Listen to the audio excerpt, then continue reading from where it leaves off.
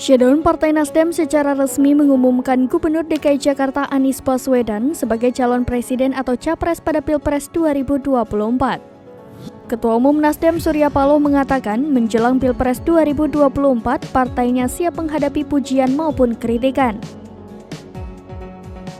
Paloh mengatakan siap-siap juga Nasdem bukan hanya mendapat puji, sanjung, fitnah, sirik, dengki, khianat itu akan dihadapi Nasdem. Nasdem harus siap menghadapi situasi itu, kata Paloh di Nasdem Tower Jakarta pada Senin 3 Oktober 2022.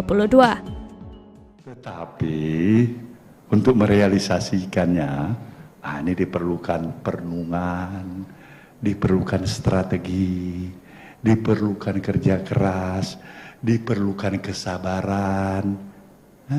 Siap-siap juga Nasdem, bukan hanya mendapatkan puji sanjung, fitnah, sirik, dengki, khianat. Itu akan dihadapi Nasdem itu. Sekali lagi saya katakan, Nasdem harus bersiap menghadapi situasi seperti itu.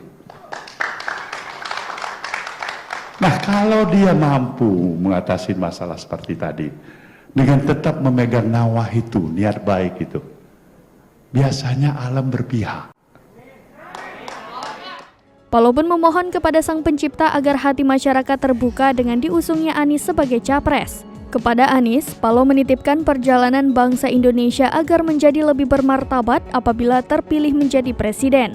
Paloh mengungkapkan pembangunan bangsa Indonesia tidak hanya dilakukan melalui aspek fisik semata, melainkan pembangunan karakter.